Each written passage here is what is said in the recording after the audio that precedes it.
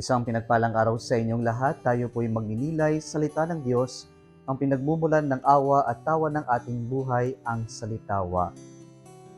Mahirap pong magpaliwanag sa mga taong isinarado na ang kanilang tenga, ang kanilang isipan, o ang kanilang puso sa kahit ano pa man ang sabihin natin. Lahat na lang ng ating sasabihin ay hindi nakatanggap-tanggap o kaya naman mali na para sa kanila. Tayo ay naririnig pero hindi pinakikinggan. Ito rin po ang karanasan ng ating Panginoong Jesucristo. Nakita nila ang mabuting ginawa niya na pagpapagaling sa isang mamang pilay, ngunit sa araw ng pamamahinga, pero mas binigyan nila ng diin yung paglabag ni Jesus sa araw ng pahinga kaysa sa mabuting kanyang ginawa.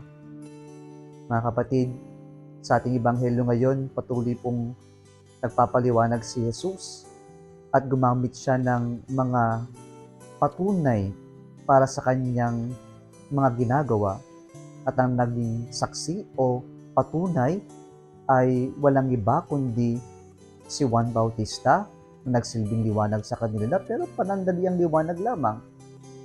Pangalawa, mismo ang Diyos Ama na siyang nagsugo, nagpadala sa kanya.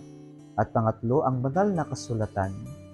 Subalit sa kabila ng mga ito, hindi pa rin nila makita ang katotohanan na si Jesus ay ang Mesaya, na si Jesus ang siyang kanilang hinihintay, sapagkat sarado na ang kanilang tenga, isipan at puso na makita ang katotohanan na si Jesus ang Mesaya.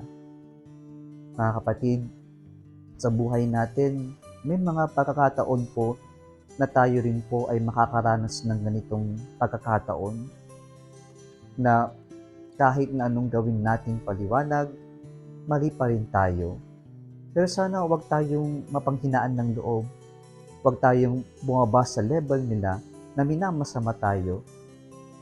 Bagkus sana ipagpatuloy natin ang maging mabuti at gumawa ng mabuti. Muli, isang pinagpalang araw sa inyong lahat.